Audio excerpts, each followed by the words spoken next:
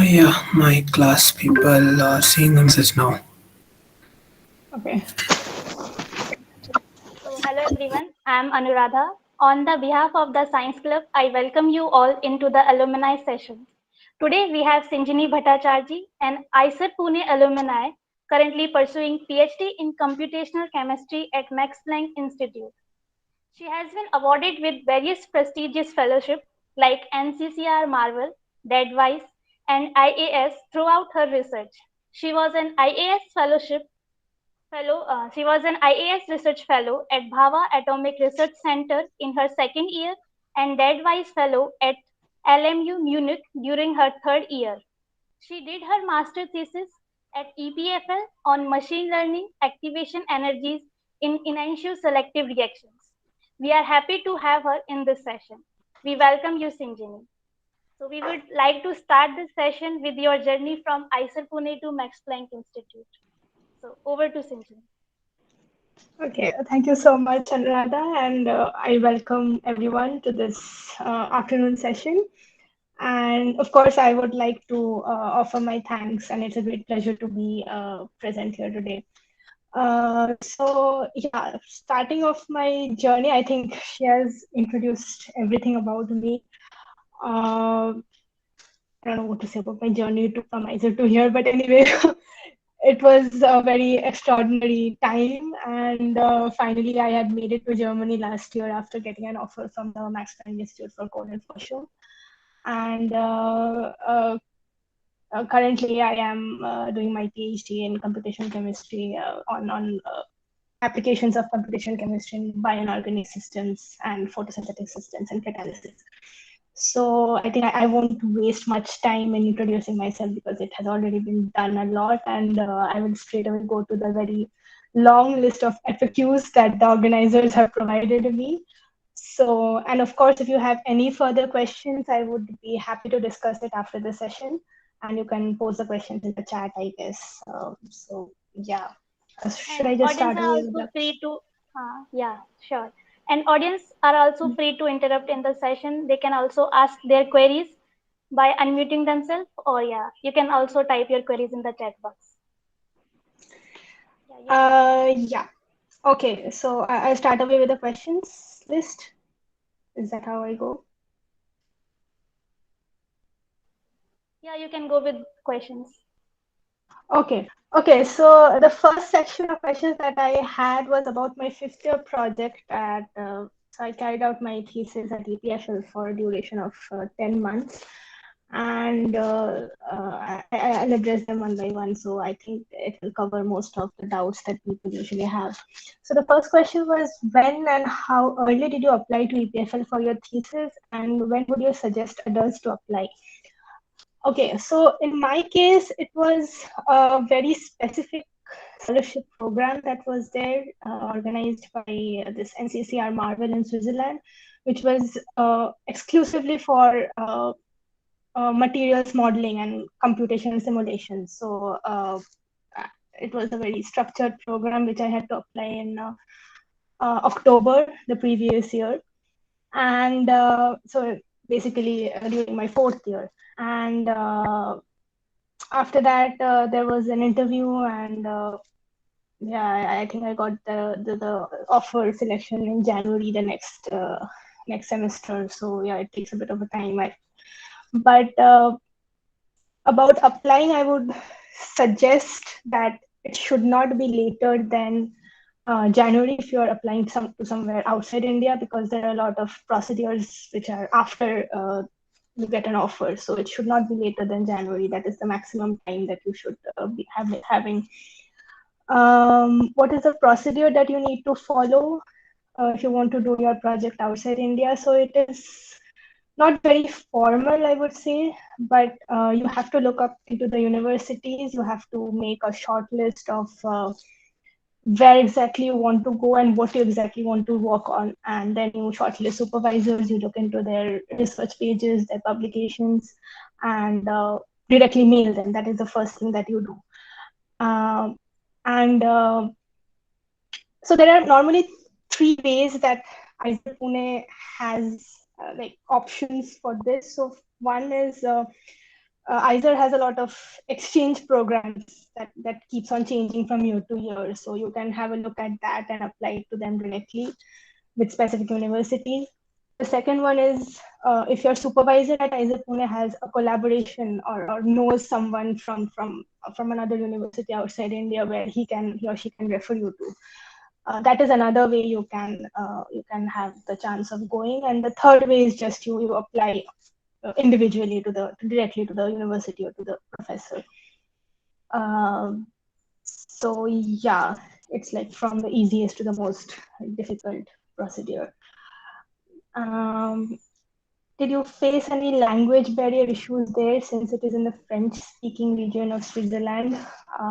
No, I would say that because EPFL has a lot of international students, you don't really face that in the campus or around the campus. I mean, yeah, outside the campus locally, maybe it's a bit difficult sometimes, but you can manage. That is not very very concerning about it. So do universities look for any GPA cutoff when taking in students for fifth year? Mostly, I would say there is no GPA cutoff as such, but they do look into your GPA. That is the same answer I would give for PhD applications. It's a yes and no answer. So if you have a very good research profile before that, like a publication or something like exceptional projects, then it's not that important. What is more important is what courses you have taken in IISER in all your 4 years, and your grades in specific relevant courses in which field you're, depending upon what research you're taking. It's not like if you have a very bad grade in some subject which is completely unrelated to what you did, it doesn't matter. So yeah, there are a lot of different aspects to it, but they do look into your courses. That is important. Do we need letter of recommendations for applying to labs? If so, how many? In most cases, you do. Yeah, you do require letter of recommendations. Unless, as I said, if you're taking the second option, that is, there is a collaboration between your supervisor at IISER and someone outside, where there is a personal connection, then they might not ask for a recommendation. But otherwise, if you're applying individually or to a program, you have to submit maybe 2 letter of recommendations. Yes. How did you manage financially during your stay there?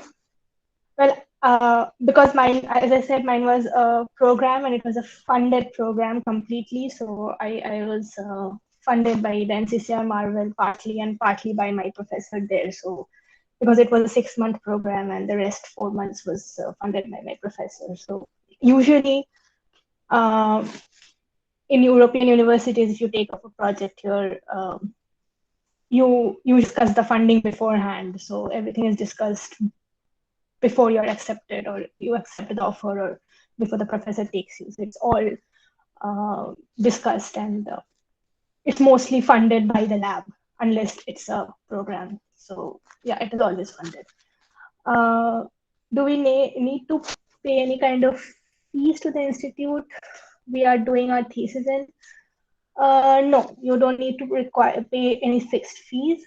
Maybe you need to pay something for the ID card, or in some cases they give you this this card for the public transport in the city. So for that you might have to pay a few money. So that is depending upon where you are staying and which university you're working upon. But you don't need to pay for any course or any semester fees like that. Did you get accommodation within the institute or had to stay out of campus? In Europe, in most cases, institutes do not have their own accommodation. So you don't have in-campus accommodations or hostels from the institute. You have to arrange it for your own. Maybe you have student housings, which are connected to the university, and in most cases, the lab or the council, a student council, who will help you get an accommodation. But you have to arrange it on your own. It's not in IISER, so it's a bit different here. How is the research culture there, and how was the study life balance? Okay.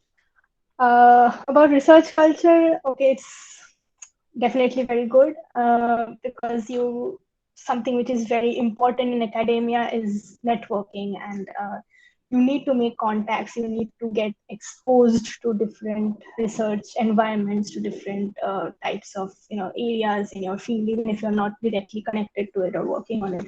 It's important that you form good networks, good contacts.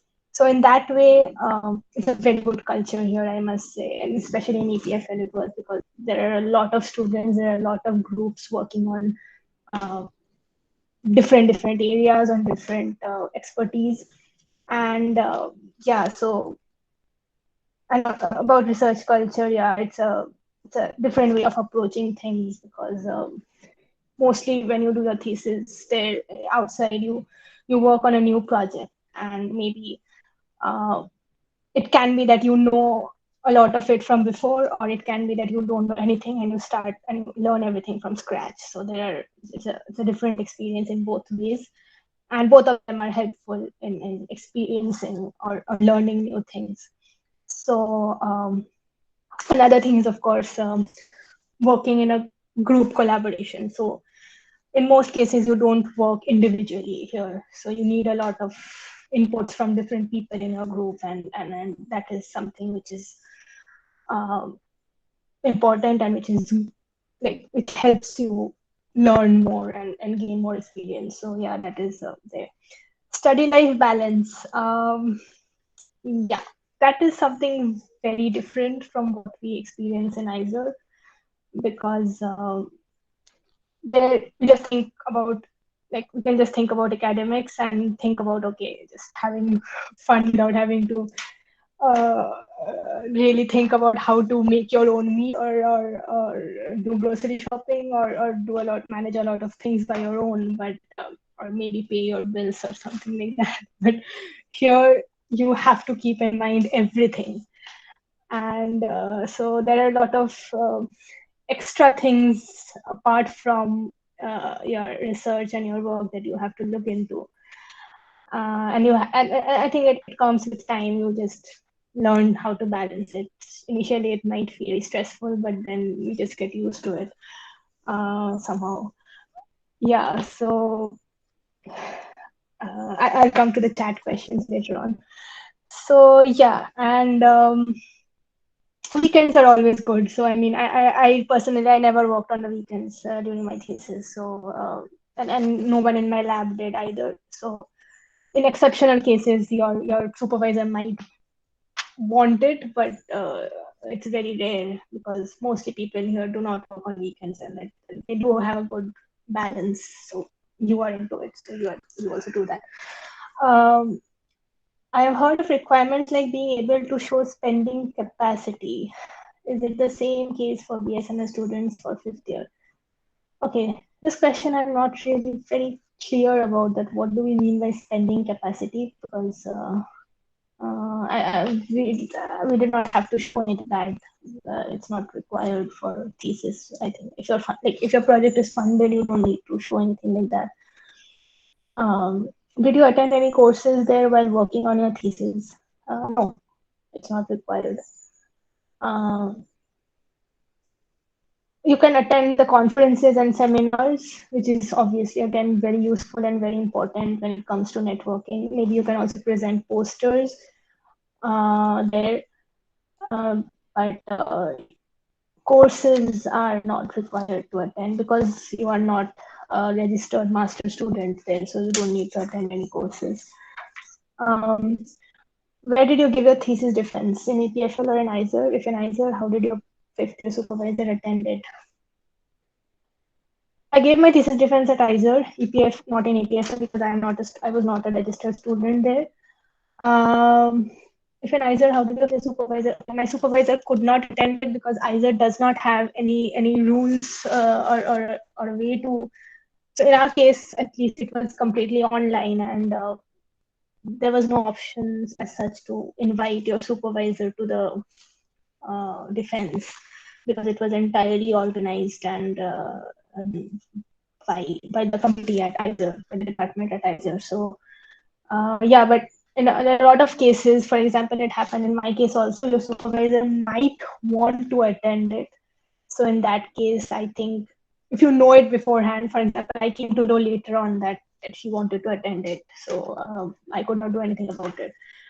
But if your supervisor really wants to attend it, you should ask him or her beforehand, and then maybe contact your committee, defense committee at IISER, and ask them to send her an invitation link or something. Or maybe you can invite if it's online, and if it's offline, I don't have any idea how to do that. So I think usually IISER does have any such regulations of like inviting formally the supervisor. Do you have to do any kind of part-time job there? No, I did not. Did you have time for any other activities during your stay there, for like any club activities, etc.? Okay. So because I was mostly in the lab, and these club activities are mostly organized by the bachelor's and master's students there, I was not directly involved in anything. But yeah, definitely if you want, you can spare some time and be a part of it. That is not a problem. Or I used to travel a lot in the weekends, so I never was involved in any of the club activities as such. But yeah, if you want, you can. It's always a good option. And the last question is, did they pay or reimburse for your travel from India to there?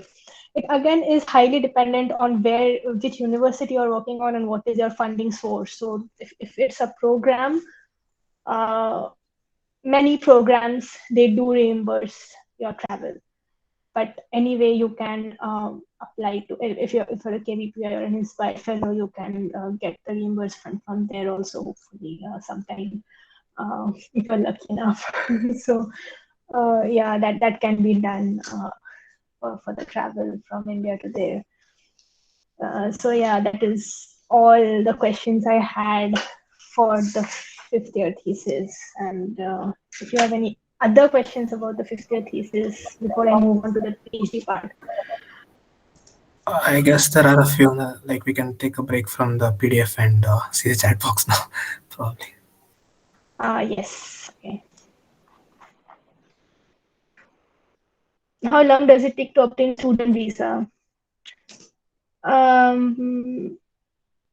Okay, I'm not very aware of other countries actually. For Germany or in Switzerland, it doesn't take much long. I mean, yeah, Switzerland, it takes 1 month because you need to have some permit from your university. For Germany, it takes much shorter, in mostly the maximum 1 month, yeah, just to be safe, yeah, not more than that. Do we need to have TOEFL GRE qualification? No, not for thesis. You don't need. Actually, I'll come to the PhD part later. Would you suggest us to do a master project with whom we did a summer project already, or should we try for a better one? Okay. So this depends upon you entirely, because of course, if you do a master project with someone you have worked before, the person will know you better, and the recommendation of your thesis supervisor is what matters the most, I would say, or matters to a great extent when you're applying for a PhD, because even if you submit like 2 or 3 letters of recommendation, that is the first letter that anyone will look at. So in that way, if you're working with someone who knows you from before already, like for 2 or 3 years, that is always a very good thing.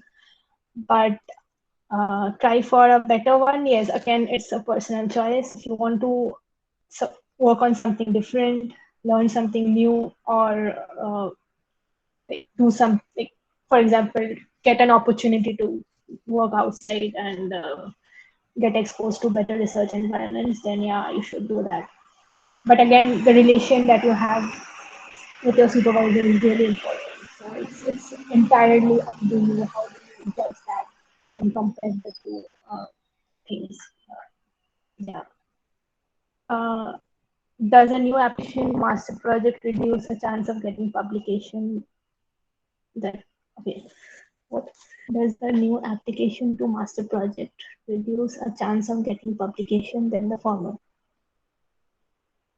Okay, I'm not really sure of how the question here.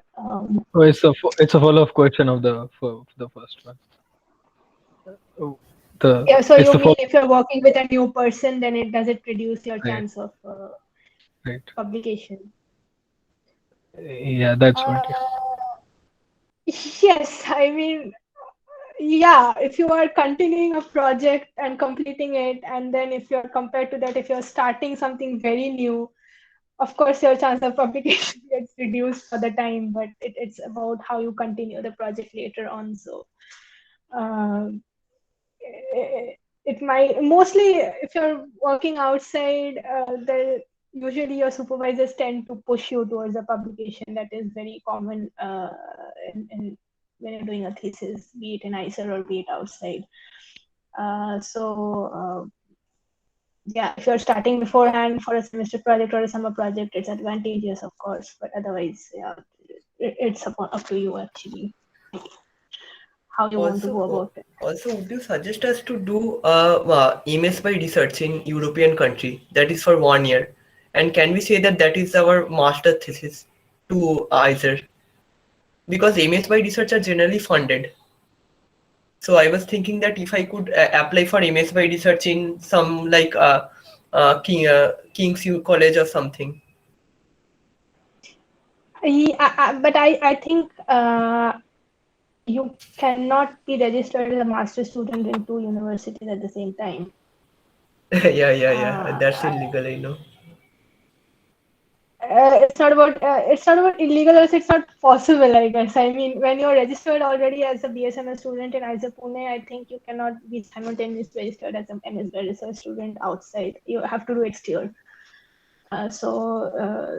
In that way, I think it is not possible. In that Also, case. how do you go about asking a supervisor that would he or she be interested in giving funding?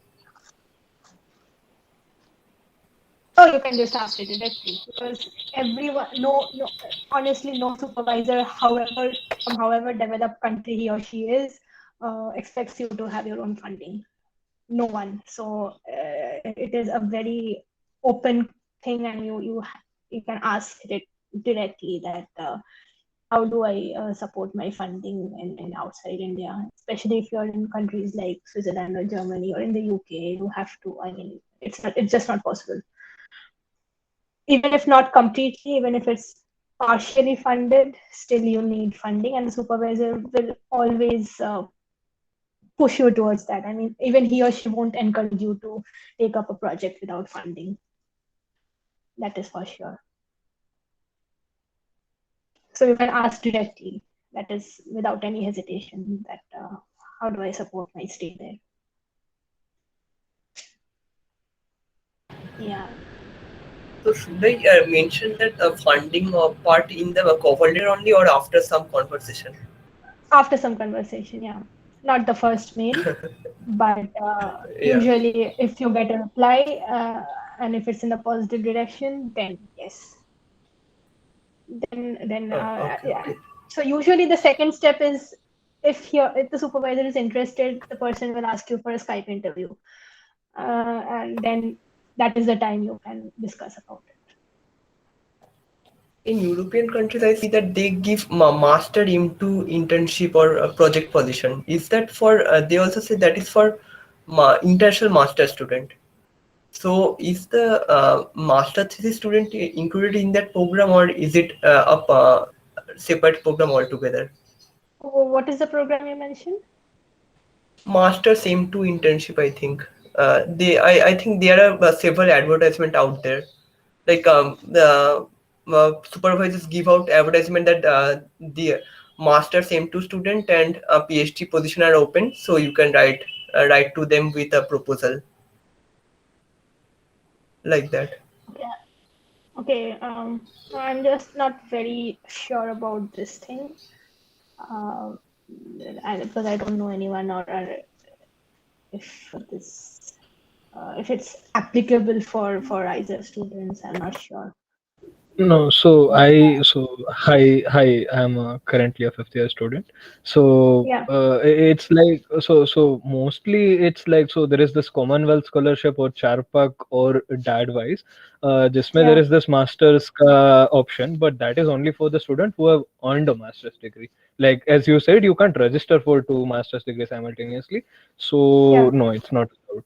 So I tried it. I even emailed the guys over Commonwealth people ki I got an acceptance from a faculty in UK, but can you just arrange something? I don't want a master's degree, but can you arrange for funding? They said no. I mean, you will be a registered master student, and then only we can take you. Yeah, So it's yeah, not exactly. That possible. is the case in most places. You have to be a registered student there to Yeah, apply for such programs. Otherwise, it's not. yeah. The safest and the most common way is your supervisor or your lab directly funds you. That is the most common approach to for a thesis. Um, yeah. So there is Thank you so another much. question. Yeah, I'll be here so you can think about it later. So the last question that is there in the chat is: did you meet your supervisor before applying to the NCCR program, or did you apply to the program first? I applied to the program first. So the program, when you're filling up the application, they will ask you for three lab preferences in Switzerland. So they have a list of labs which is under this NCCR program. So I had to choose three supervisors from there, and I gave my preferences. And then after that, they will look at your application, and then the supervisor might directly contact you for an interview, and you will get one of them if they have a position. So yeah, that is how it worked. Ye- yes, I will come to the PhD section now. Okay, so the next one is about the PhD applications. When did you start applying, and did I do a lot of universities? The second question is obviously yes, I did apply to a lot of universities. And when did you start applying for PhD? Usually, so I think IISER Pune students, or I think it is a general trend that we tend to leave it for the end. So I wrote my GRE in September the previous year, like during my fifth year thesis, and I started applying from October, I think, because some of the most US universities have a deadline in December, so you need to apply before that.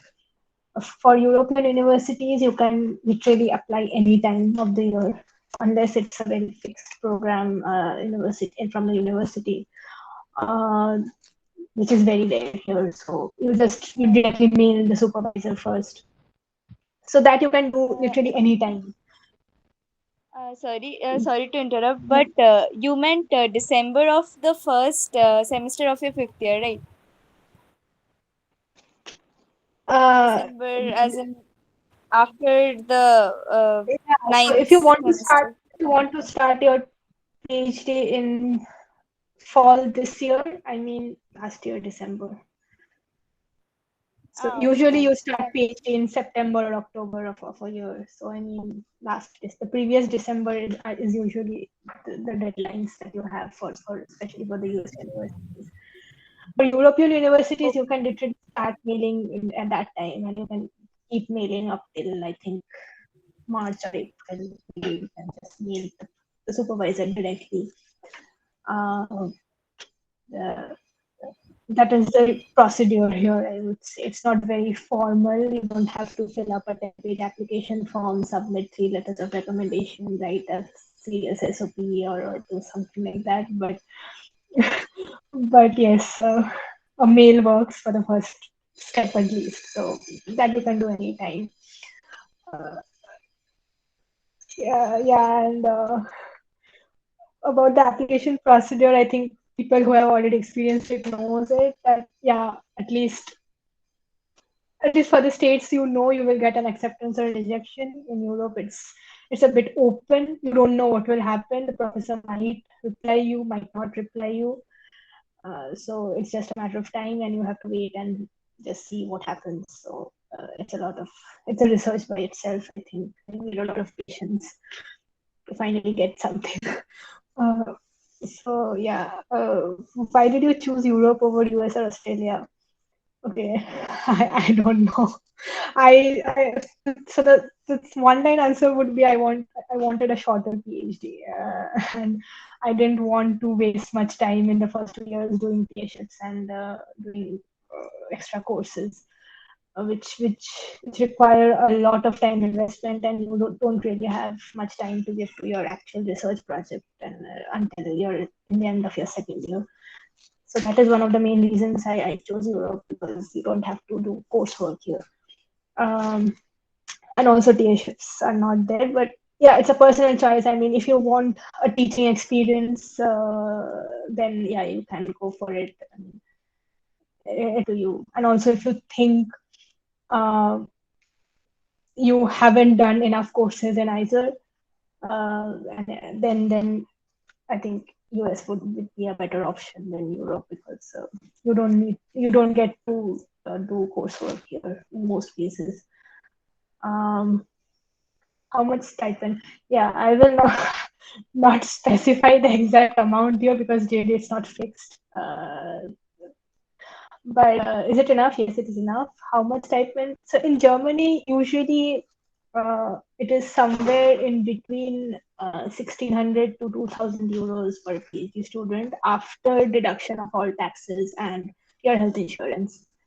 So that is enough. Again, your expenditures depend upon where you're staying, because, for example, the southern part of Germany is much more expensive than the other part. So, and then the east is much less expensive. So it depends upon which city you're staying, which region of Germany you're staying, and there are a lot of factors there. So, is it enough? Is a very general question, and it entirely depends upon. It actually mostly depends upon in which part of the country you are.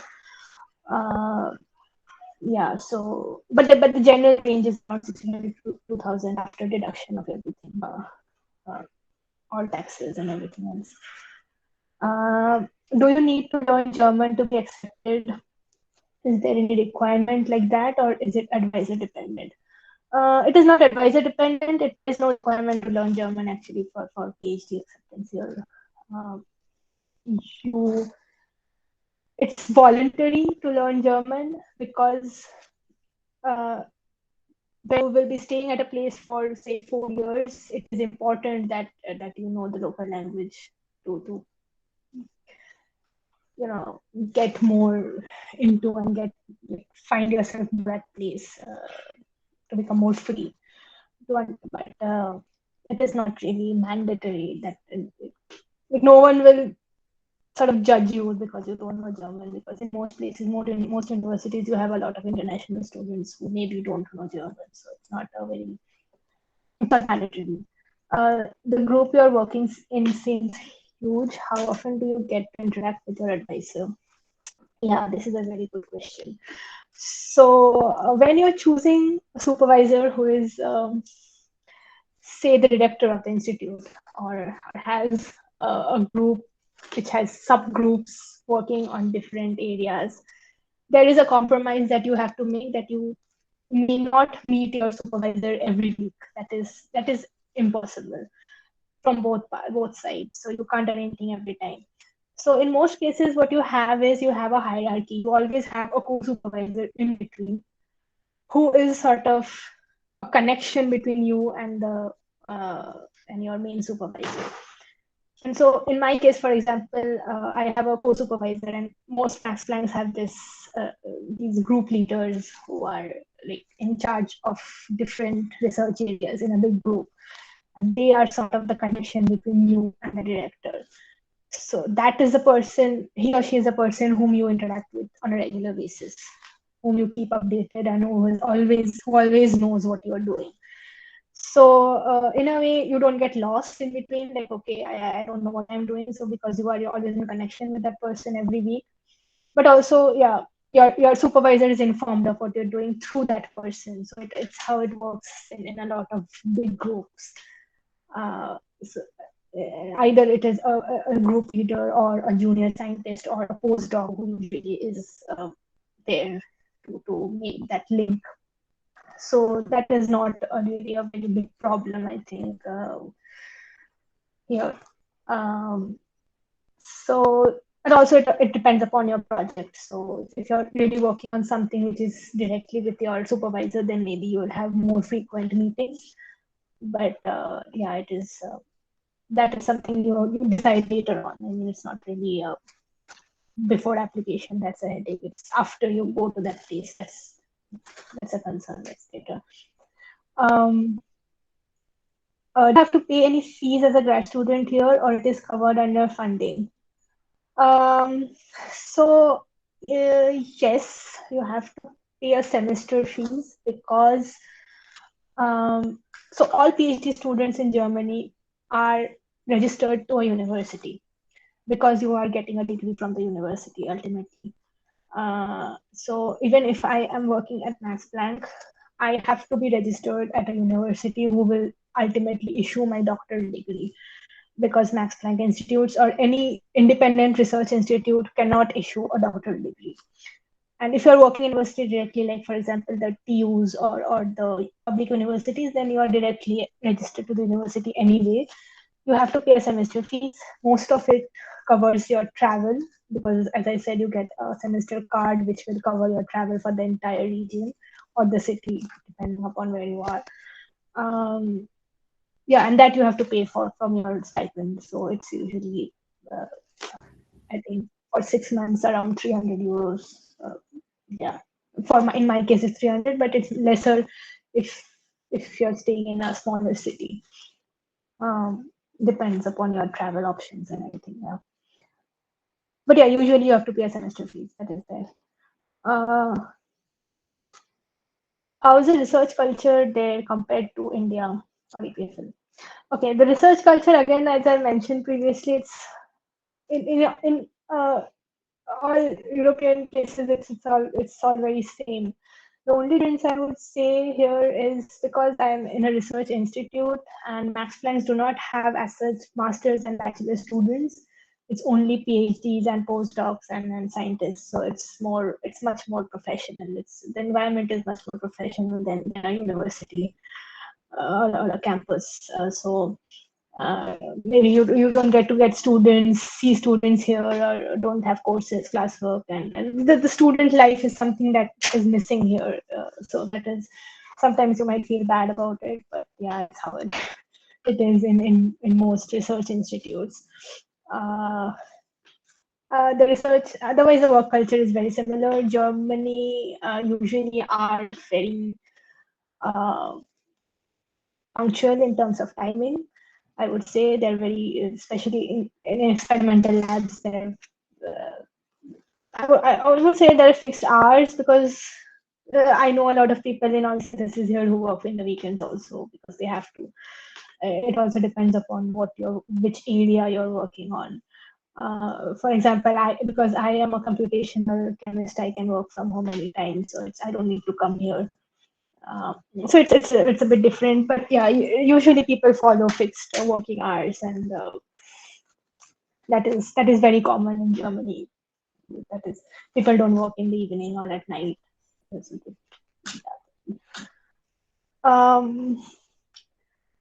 Did you have to take any extra courses after joining either subject related or German?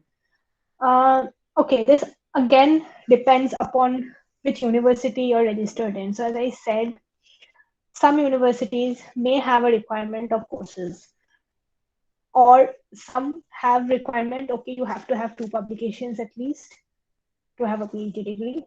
So there are different, it depends upon the university you're registered on. So that is entirely, that differs. But in most cases, it is most 90% of the universities do not require to have coursework, to take courses. For the German, it's voluntary. If you're registered at a university, your university will usually provide German courses which you can enroll to, and you can take classes. That's always, as I said, a good option to learn, but it's not compulsory. Again, it's completely up to you. Like, you can take it as an extracurricular activity to learn a new language. Or you can also do some private class outside. You have to pay it for yourself, but you can do that also for learning German specifically. Did GPA play any factor in your acceptance? Do they have any cutoff as such, or do they focus on a letter of recommendations? Again, it's very similar to thesis, but it's just more intense, I would say, for a PhD. I wouldn't say the absolute number of the GPA matters a lot. If you have a very good research profile, again, it does not. Courses do matter, and the grades in specific relevant courses do matter, especially in Europe. I would stress on this because Europe doesn't, it's not that every supervisor will ask you for a letter of recommendation when you're applying. So in most cases, it's either or. It's either they take an interview, a Skype interview directly, and they judge you on the basis of that, or they will ask for a letter of recommendation from your previous supervisors. Or it's both, but it's rarely both. It's either one of them. So for the GPA part, I think, again, I will specifically stress on what courses you have taken. That is really, really important. Because I have had, for example, one interview where, I don't know, people in chemistry will know that we do not have any focused course on theoretical or computational chemistry, which makes it very difficult later on if you want to pursue that area, because most of our courses at IISER are very much focused on organic or materials or something like experimental and not theoretical. So, for example, in one of my interviews, I was asked that I did not do any course on electronic structure theory, and because the supervisor checked my transcript and he saw that there is no course on electronic structure theory. So he asked me that why don't you, that I don't theory, but you want to do computation chemistry. So how do you think of managing that? So yeah, that was entirely something I learned from my projects and from internships, but really I didn't have an answer for the course because IISER Pune does not have that course. So what I concluded from that was people do look into the transcripts. Maybe not your grade, but what courses you have taken is important. And grades in relevant courses, yeah. Not like something which is completely unrelated. That is not important. But yeah, even if your GPA is not good and you have a very good research profile, like you have one publication, very good publication from your third year or fifth year, fourth year or fifth year, then it's also a very good thing. That time that plays a more better role. Or if you have a very, very good letter of recommendation from your fifth year supervisor, then that is also something which overpowers your CGPA, I would say. So it is not everything, it is something. Yeah. Have you had to apply for any other scholarships or grants there? No, I did not. You don't have to. Mostly, so the German PhD system works in a way that you get a contract for 3 years and a full-time, not a full-time, you get an employment contract for 3 years, and it is mostly extended by 1 year later on. So that is how it works. So as long as you are covered in a contract, you will get your stipend. You don't need to apply for external scholarship. Is it true for your field, or it's true in general for any subject? No, it's general for any subject. PhDs in Germany are always get a contract. Okay. Maybe in some very exceptional cases, you might get an initial contract 6 months and then extend it. But that is only for 1 or 2 cases that I at least know of. It's always always three. It is always for 3 years. So if your supervisor has a fixed funding, then it's always for 3 years, and then it's extended by 1 year mostly, depending upon your funding source. Yeah.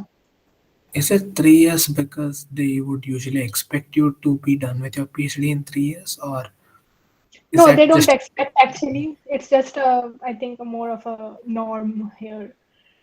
so But 1% did but and just everyone followed that kind of a thing? yeah, but unlike I think in the UK or something, it's not very difficult to extend it by 1 year. They won't kick you out. So because no one completes it, but hardly anyone completes it by 3 years. So it's mostly 4 years. 4 years is a very standard time, at least in my institute, in most places. Yeah. So they do extend by 1 year. Yeah. So that is something. So as long as you have that, I don't think you need to apply for grants. In exceptional cases, if you don't get an extension in the 4th year, then you might need to apply for a grant for the last year, but that is something later on. I mean, it depends upon your 3 years. So that is, yeah. Are you able to save any money staying there? Yes, but again, as I mentioned, it depends upon which part of Germany you are in. That is sort of inversely proportional to the amount of money you will be saving. So, yeah, if you're in South Germany, somewhere in Bavaria, then you'll save less. If you're somewhere near Berlin or East, then you save more. So it is, and here it's somewhere in between. So yeah, it depends upon your lifestyle entirely. But yeah, I think you should be able to save some money, in my personal opinion. Kind of unrelated, did they pay for your travel to the institute first time? No.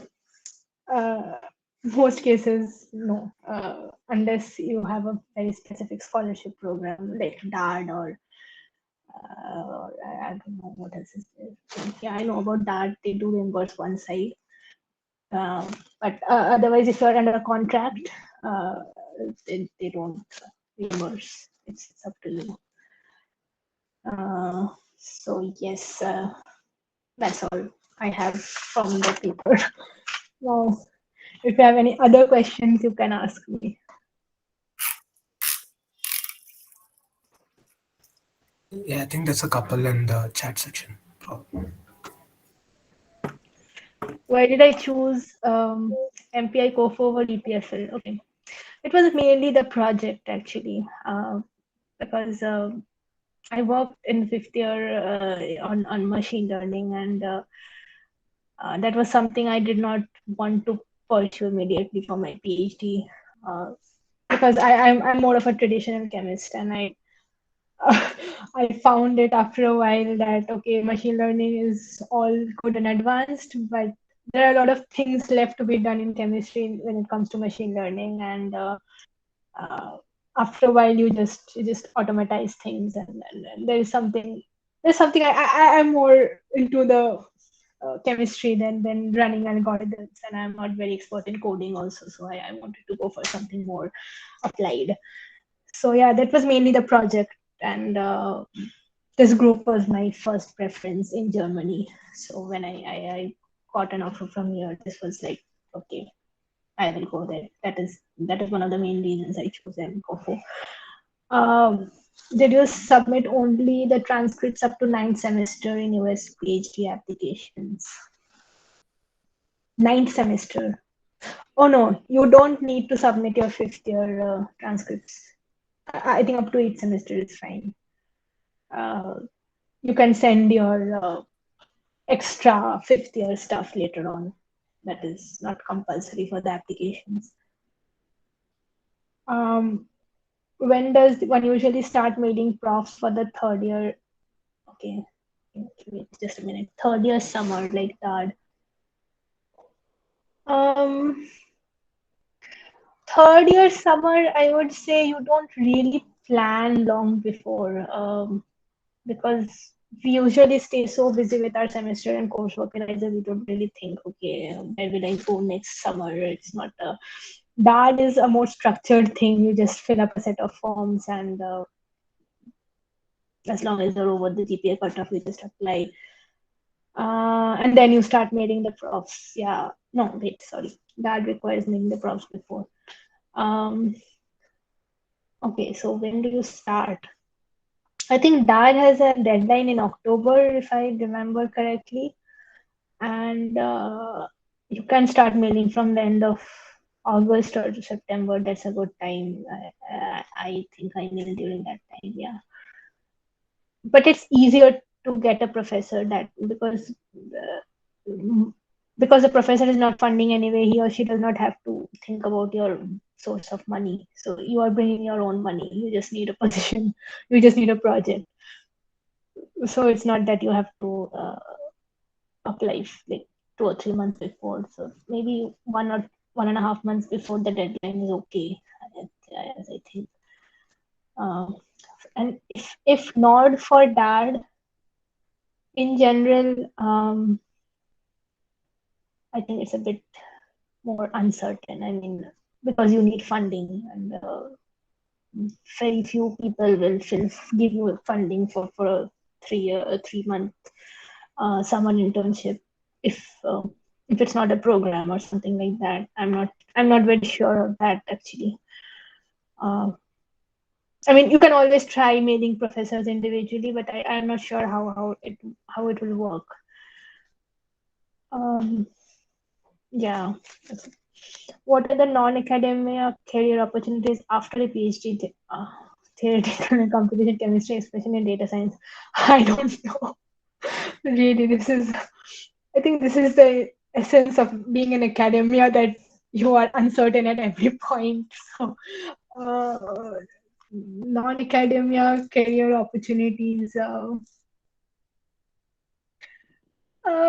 Well, it again depends upon where you're doing a PhD, and if, for example, if you're a group there or if you're in a university which has very good industrial collaborations or exposure or funding from industrial sources, then I think it is a good option. But again, there are a lot of factors. I mean, for example, in Germany, I will say you need to know up to a level of German to actually get a job directly after PhD. So at least A1, A2, and B1 up to B1.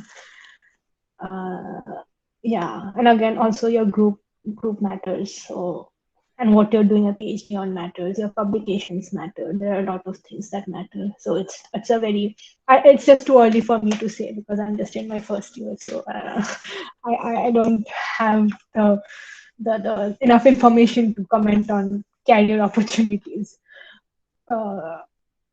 Maybe someone who is more advanced in the PhD can guide you on this. So it's later. So US PhD considered a GPA obtained up to 4th year for admissions. Yes, yeah. Mostly your bachelor's. I mean, so US PhD is mostly people apply after bachelor's in the US. It's only outside US that you are applying after a master's degree. So they don't really expect you to give everything up to the thesis. Yeah, it's understandable. And honestly, your GPA for the 5th year doesn't matter that much. Your project matters much more, and your recommendation letter from your supervisor matters much more. What grade you're getting for your 5th year is not important. If you have a publication instead from your project, that is much more contributing towards your application. Adding on to this question, does MS thesis give any favorable addage to transcripts till 8th sem? Favorable effect. Okay. What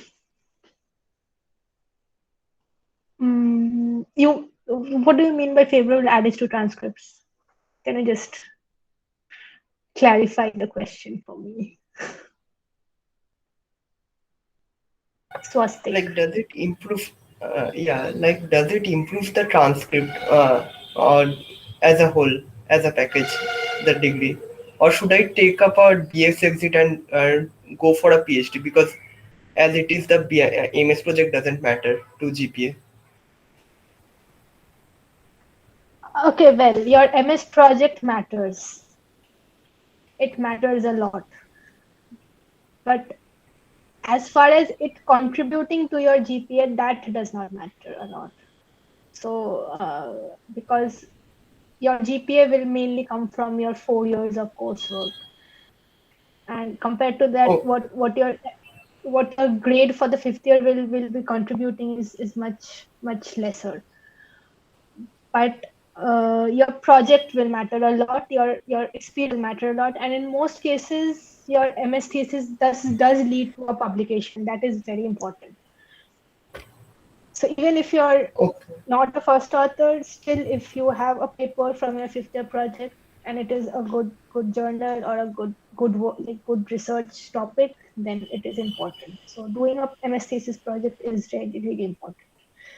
And I would like to stress on this because all European universities have a thesis as a part of their MS program.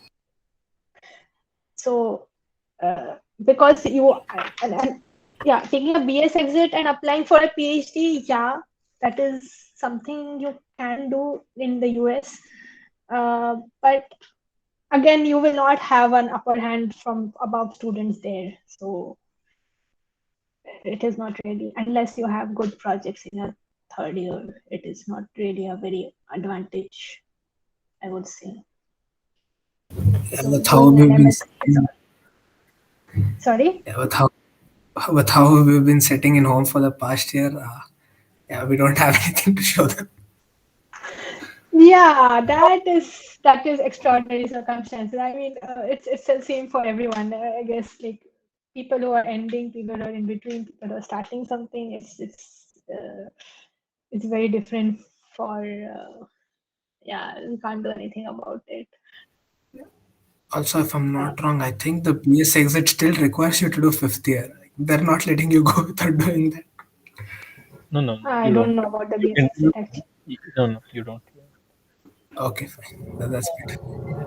Hi. So to add on that question only, so I wanted to ask if your if I'm remembering correctly, your PhD started just in 2020, right? When the pandemic started, I guess.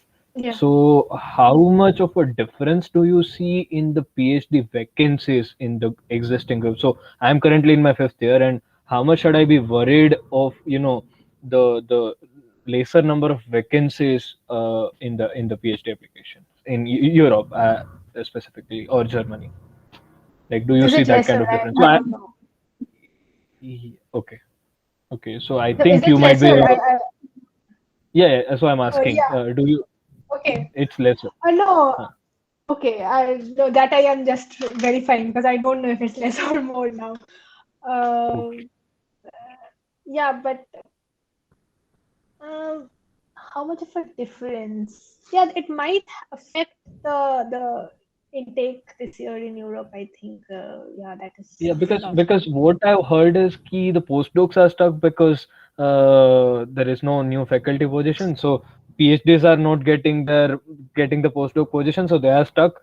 And hence, since PhDs are stuck, no new MS student can enter that group. So that kind of cascade is like. So I was discussing it with someone. So I thought you might be a good person to ask because you have just seen that before wala scene and the after wala scene. So that's why I asked you. Yeah. So no, at least here, if you're done with your PhD, you're done. There's no getting stuck.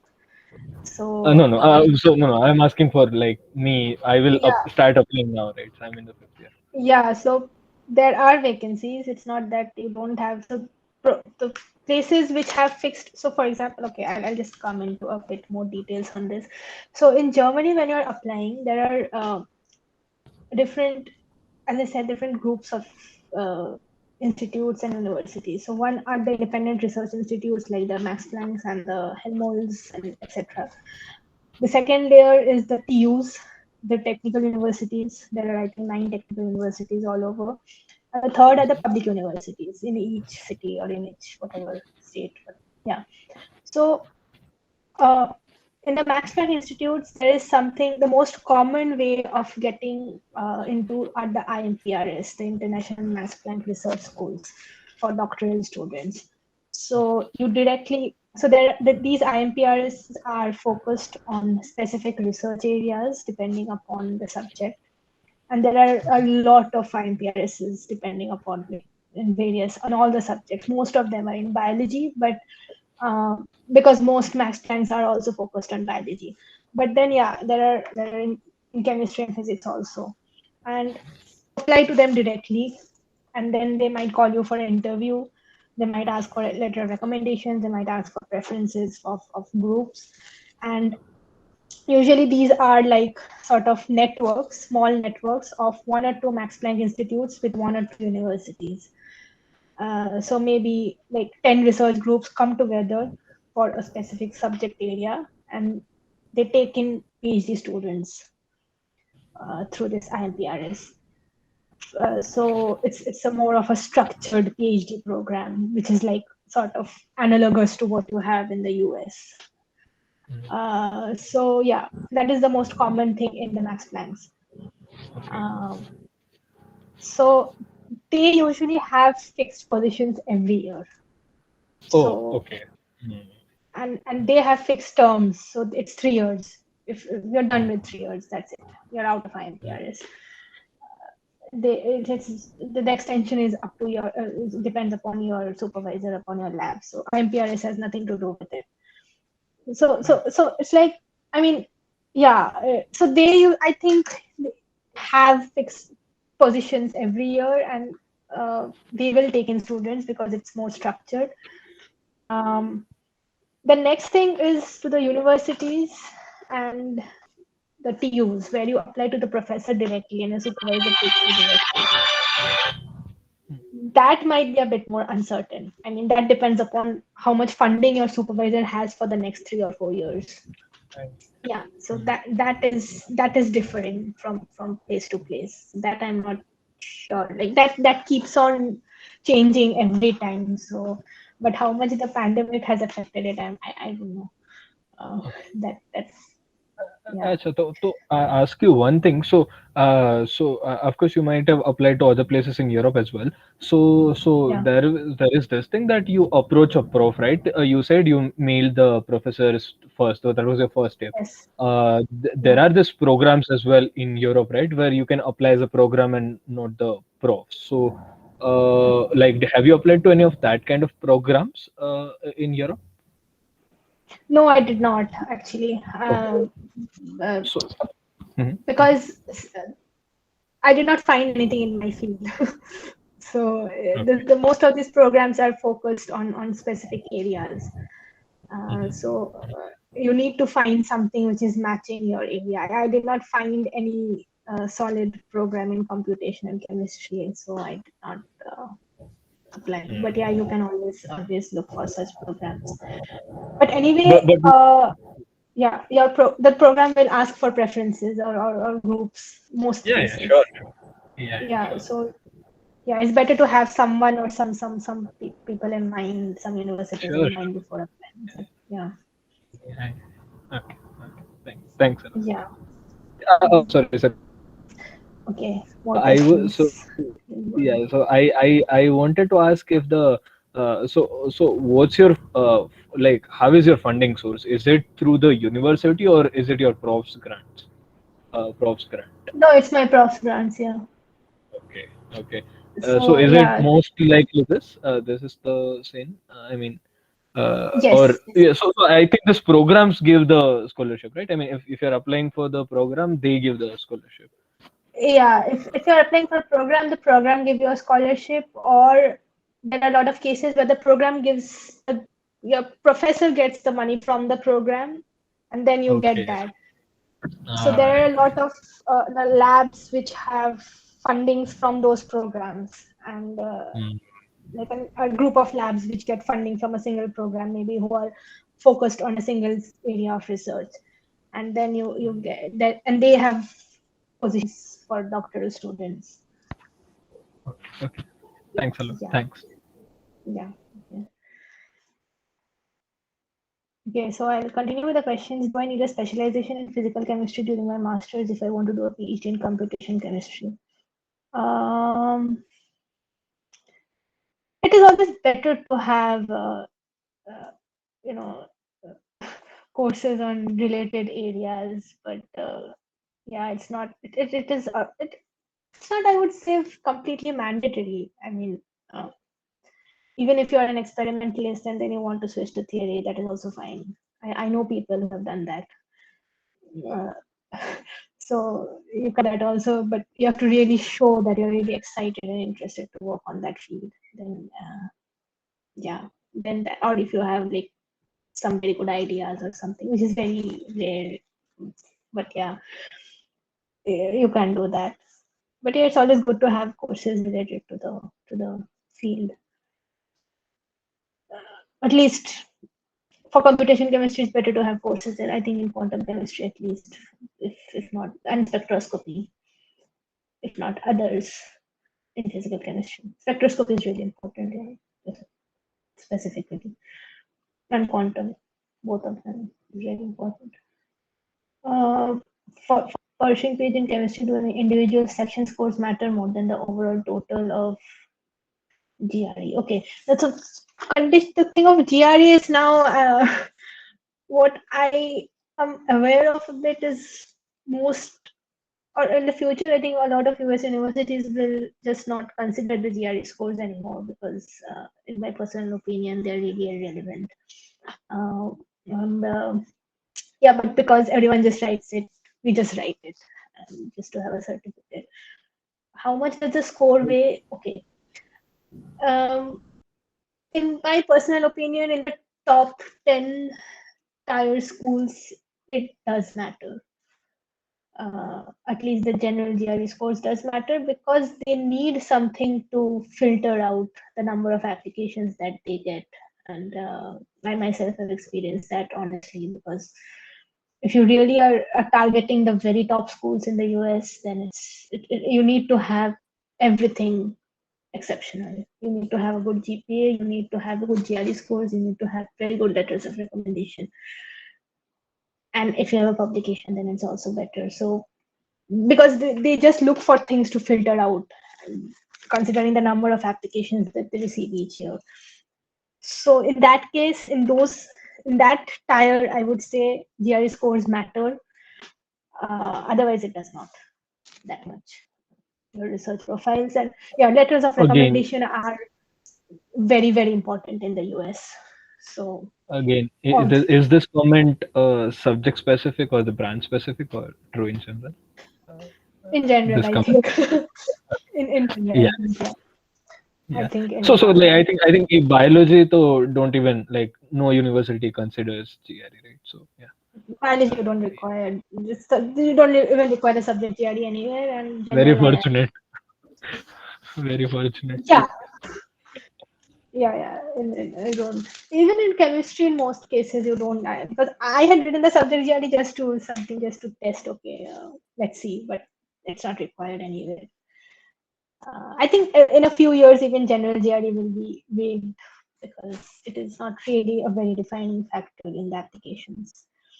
And it's just in the same discussion, exam requirements in Europe, I think IELTS only, right? If I'm not wrong. You don't require anything actually. It's just maybe during the application they'll ask you, okay, if you have a TOEFL or IELTS score, you can just upload the certificate, but it's not compulsory. Mandatory.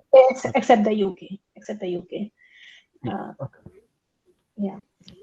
Thanks. Yeah. Okay. Does the MS thesis play any role in the PhD applications? Yes, of course it does. The first thing that people will ask you, the supervisors will ask you during an interview is, what did you do for the MS thesis? So it is very important. Yeah. And because that is what they decide on. It's a great governing factor for your applications. It's very important. Since the applications are probably done by the time the thesis is completed. Yeah, I mean, even if your thesis is not complete, you will know what you are doing, right? And you will be somewhere in the midway, and it's not because you have to ultimately submit a document. You will have something in hand, so you can describe at least the idea or the proposal that you will want to work on later on. But yeah, like for PhD, for the applications to the outside Europe, you don't. No one will ask you as such about the thesis. But if you have a one-to-one interview, then only maybe people will ask you, and you can. I mean, that is manageable. You can just discuss what you're doing, even if it's not complete. It doesn't have to be a manuscript. It's okay. Do you write template mail to profs or read papers by a prof and then be more specific? You don't need to read papers. I think only the abstracts should be sufficient to get an idea of what the group works on. That is important. Or in most cases, I mean, in all cases, the professors will have a web page where you can just go through the research topics and you can have a very clear idea of what the group does.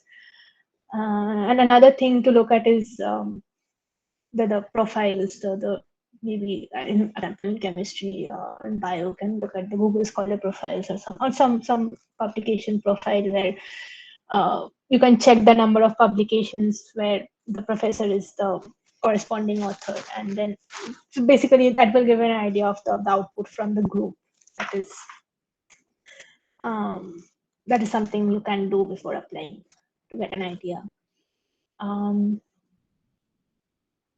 As you don't have any computation chemistry oriented course in IISER, how did you gain your interest in the field? Yeah, okay. I was thinking of that question. In IISER Pune, we have very few courses related to computation. Yeah, that's true, but they're not application based. They're focused more on solving numerical problems. Okay, they give a broad overlay theory of working algorithms. How helpful will such types of courses be in computational chemistry? Yeah, I was really optimistic when I was there in IISER, and I felt that this would change over the years. I don't know about the situation now. But how did I gain interest? Well, okay. In general, I always liked chemistry, and I have a great respect for experimentalists, really great respect that they have to put in a much more physical effort and work in research. But what I was always more interested to look in was how does a reaction work, and not like, okay, it is working. I'm mixing stuff in the lab and something, I'm getting a product and I'm analyzing it. Okay, fine. But what is really going on inside? What is going on at each atomic level, at the level of electrons? And that is something which always intrigued me, and I really wanted to look into. Okay, you're pushing arrows, you're forming bonds, you're writing reactions, but what exactly is this bond, and how is this bond exactly forming? I mean, what is the definition of all these things? So that is something which was my main motivation to go towards theory. And of course, the first semester quantum chemistry course was something which pushed me a lot, because I really loved that course and found it very, very different. And when you go into IISER after your high school and you get such a course, you think, okay, this is very interesting. So yeah, that is something that motivated me to take up theoretical chemistry. And after a while, I realized that you really can't do theory without computation nowadays, because the calculations are just beyond pen and paper. So even if you want to do applied, so there are theoretical sciences have two main things in them. Either you develop a theory or like an algorithm, or you apply it. So yeah, that is a personal choice on what you're more interested in. But yeah, that was one of the main motivations that that's why I chose computation chemistry. And also I wanted to work on every field of chemistry, because it really, when you're working on a theory, it really gives you the opportunity to study any reaction mechanism, any reactions. You don't have to focus on inorganic systems or organic systems specifically. You can just study anything you want. So that is another reason why I did it. But then with the semesters, as you mentioned, I faced this thing that we don't have any course on computation, and that really was a headache for me after some point of time. But that's why you have internships and you have to do projects outside, and or even if not outside, even if in IISER you have to do semester projects which are beyond your coursework, and that is how you learn the more practical aspects of computation. So focused on solving more numerical problems. That is really not required after a point of time. These are more important in the analysis part, not really in the science part, I would say. So it might be helpful in running computations in doing analysis, for example, when you know numerical algorithms and all those things, but the application part is really difficult, and it's all you have to learn from your internships and projects externally, I would say. And we can just IISER Pune to have a course soon. So if we don't take any computational courses, so would it be manageable for would it be manageable to do computational chemistry? Yeah, you can do. I mean, it's as long as you have some exposure to it, you can. It's not a very big deal. It's not a very big problem. I mean, you can take courses like quantum chemistry and even quantum mechanics and physics. Might be very useful. Spectroscopy, as I said, is very useful even if you're doing computations, because that is like the tool that connects experiments and theory. So it's really important to know that very well. So those courses are really helpful that you might require. But and if you're doing applied, the area that you're applying on, you can take relevant courses from there also. For example, I do applications on bioinorganic systems. So bioinorganic chemistry, biochemistry courses are also important. Like now I have to know things from biochemistry. I study proteins, so I need to know proteins. So it's somewhat like that. I mean, it's all very interdisciplinary later on. So it's manageable. It's not like, if you really like something, you can do it. I think it's not like your courses will be the defining factor. You can learn from other sources.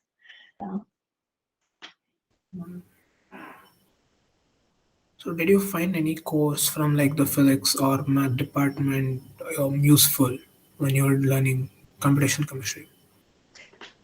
Yes, I found the quantum mechanics course quite useful. I did take that course. I took the course on statistical mechanics also, though maybe it's a bit advanced for chemistry students because you need some mathematical tools which you don't know. But otherwise you don't have any course specifically to focus on that. That's all. Did your batch have the computational chemistry course by any chance? Yeah, like your batch. No. We did not. In fact, we were very unlucky because from our batch, the course on molecular modeling and simulation was sort of cancelled. So it was there till the previous batch, and the only computation chemistry course that we had was not there from our batch. So we literally had nothing. So it's complete. You have to. But it's okay. I mean, if you do your thesis in that area, you get to learn a lot. So it's very helpful that way, even if you don't have a course beforehand. Because any of the courses will teach you a lot of theory, but the hands-on practical things are what you get only from working in a lab, and that doesn't come from coursework. So, and there are a lot of good computation chemistry courses on this in YouTube. There are courses by Professor Kramer and from Minnesota. And there are a lot of good lectures you'll find online. There are courses from MIT, which you can just go through in your free time. I mean, it's not like you can do that anytime, even while doing a PhD. That is not, it's okay.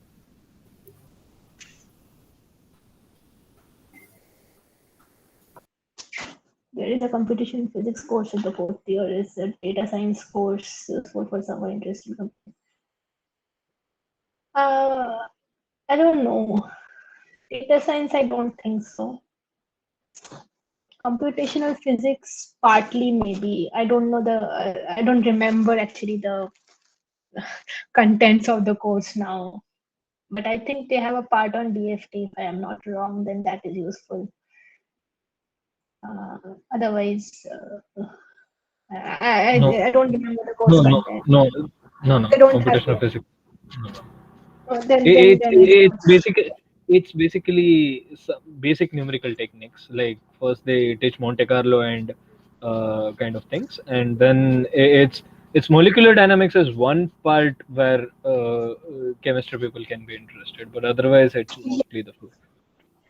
Yes, yeah. MD is something which you can learn. That is a good thing to learn. Yeah, I'm learning it now. But yeah, it is always good to learn molecular dynamics and the DFT. DFT is very most used. I think it's very important. And other ab initio methods, I think IISER Pune does not have any course on the couple cluster or anything like that. So yeah, so those you have to do from internships and projects. But it's okay. I mean, you can always do that in your PhD also. As I said, that I know experimentalists who have done theory who have been computation and in PhD. So you can always learn and do it. It's not a problem. On an average, how many papers does a PhD student author in a year? Does it vary greatly? Yes, it definitely varies a lot. Even within a subject, it varies a lot. It's not, I can't even say that.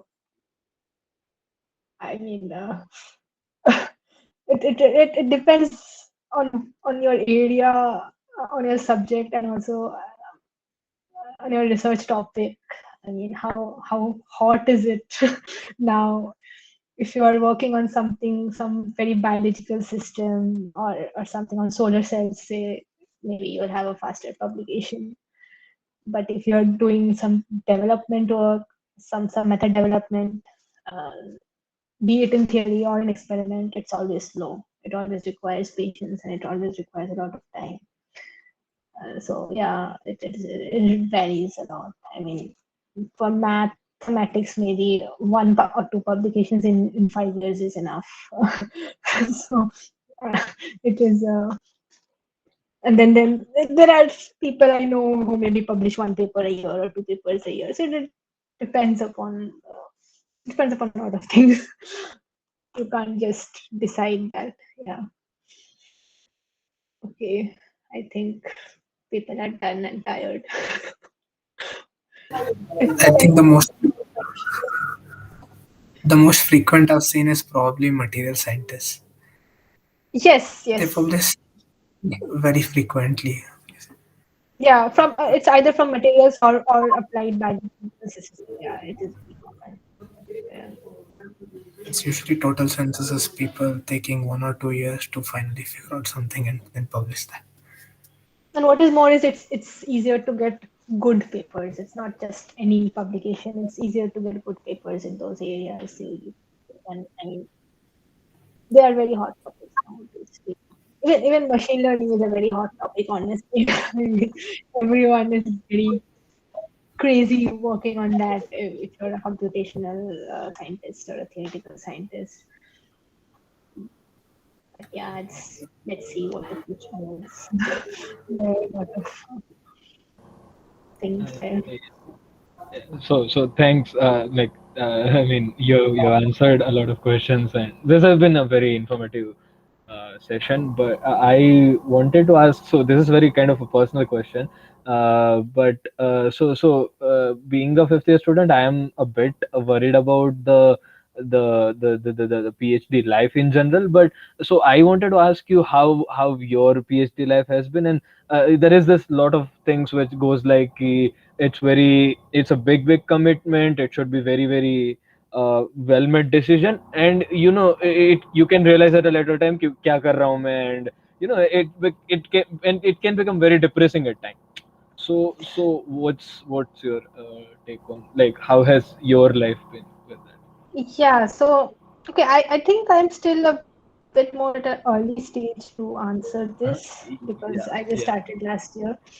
But yeah, there are a few things which are general and you know experience about commitment. Yes, it's definitely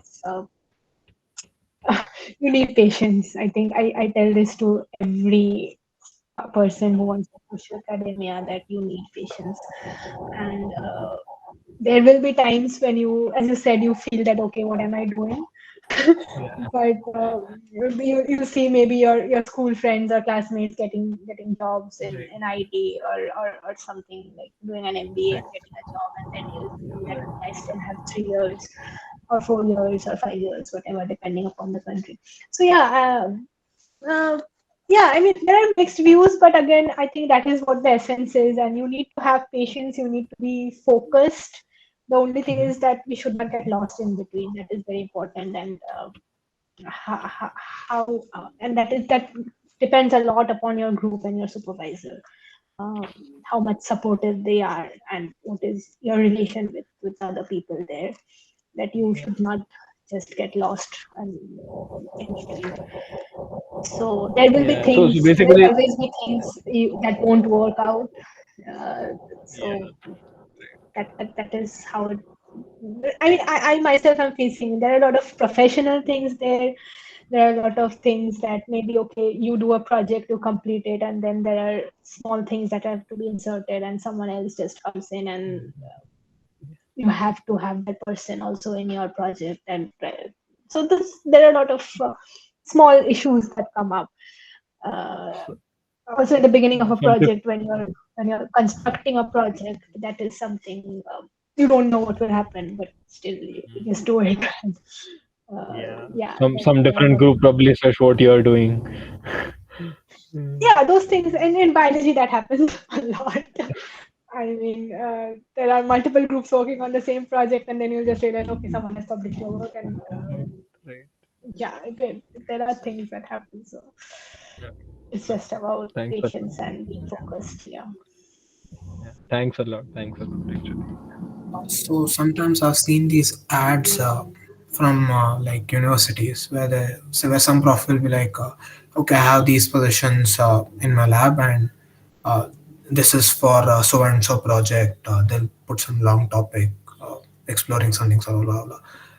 Uh, are a lot of positions in Europe like this, or do you get to like formulate your own research problem there, or are you already working on a project question that your advisor already gives you? Uh, Most is you don't have a very well defined project beforehand. I would say it's just because in postdocs you do, or even for a thesis maybe you do that because it's a shorter time. So you might have a very well defined project. But in PhD there are a lot of things that keep evolving, and I know instances, for example, where your project is completely different from what your proposal was. So there are a lot of things which change with time. So um, yeah, coming back to that, in my case, it was not well defined actually. It's still not defined completely. We'll just keep testing things, and if it works, it works. If it doesn't work, we'll go in a different direction. So there has to be multiple problems that are there, and you work consecutively on each of them, and you see if it works. If it doesn't work, then you change it, or you maybe method, or maybe something else, and then that's how it works. It's never completely well defined that okay, we know what will happen. It's never like that. Mhm. So yeah, very rare. I mean, very rare that you just know what will happen. How is the situation in Germany right now with all the floods happening? It looks pretty bad. Yes. Yeah, in my area it was flooded actually. West Germany was in a pretty bad condition. Now it's still better. Still, a lot of the roads are closed, but we are having a pretty cooler summers, I would say, compared to other years. But yeah, it's fine now. I think it had rained that heavily recently, so things are opening up. So people are traveling. It's better than what it was when we came. So I just when I just came after that, there was lockdown over months, so you could not go anywhere. It was difficult. Now it's better. Yeah, it's not that bad. Yeah, how was the food there? Like in Switzerland or Germany, did you ever feel like it was bland or not Yeah, good? it is extremely bland. Okay. It is. I mean, yeah, German food is really bland in that respect, but mostly you just have to manage the lunch, maybe dinner.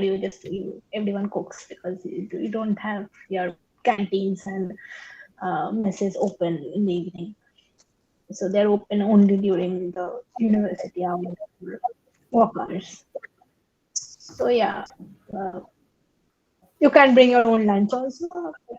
People can bring, but mostly you don't get that much of time to cook for the entire day. So yeah, but it's bland. Yeah, you just get used to it.